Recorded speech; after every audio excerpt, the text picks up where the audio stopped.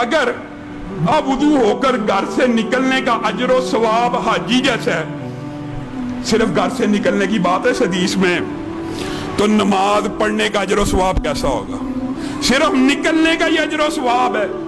तो नमाज पढ़ने का अजर सवाब कैसा होगा? सही हदीस के अल्फाज हैं, जो बाजमात नमाज के लिए मस्जिद में आता है, एक नमाज के बदले में सुभान अल्लाह, अल्लाह उसकी एक मेहमानी करता है, और उस मेहमानी का तज़किरा दूसरी हदीस में मिलता है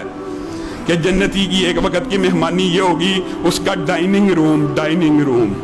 यानी जहाँ पे दस्तरखान लगाते हैं हम, जहाँ पे खाना खिलाया जाता है, वो एक मोती का बना होगा, एक मोती का, उसके अंदर 70 घर याकूत के होंगे, हर याकूत के घर के अंदर 70 कमरे जमुर्रत के होंगे, हर जमुर्रत के कमरे के अंदर 70 दस्तरखान पड़े होंगे, हर दस्तरखान के ऊपर 70 खाने पड़े होंगे, और हर खाने के 70 जायके होंगे, और ये बंदा मोमिन की एक वक्त की मेजबानी होगी। एक नमाज के बदले में एक वक्त की इतनी उम्दा मेजबानी अल्लाह रब्बुल इज्जत ने तैयार की है।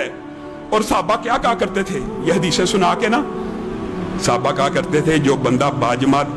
नमाज के लिए मस्जिद में आता है ना, वो ज़ायरुल्लाह है, अल्लाह के घर की जियारत करने वाला है, वो मेहमान है और अल्लाह मेजबान है। आप अच्छे मेजबान होना, आप अपने मेहमान का इस्तकबाल कैसे करते हैं? आप दरवाजे खुले रखते हैं, खाने पकाते हैं, खुशबुओं से इस्तकबाल करते हैं, मेरी खाला आ रही है, मेरे चचा आ रहे हैं, अच्छी तरह वेलकम होता है, हर बंदा अपनी हैसियत के मुताबिक करता है।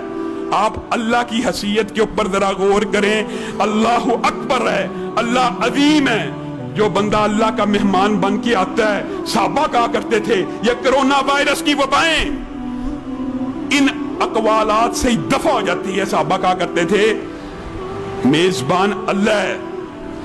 और मेजबान के ऊपर लाजिम है, अल्लाह के ऊपर कह रहे हैं, हालांकि अल्लाह ना भी करे, कि मेजबान के ऊपर लाजिम है कि अपने मेहमान की इज्जत करे,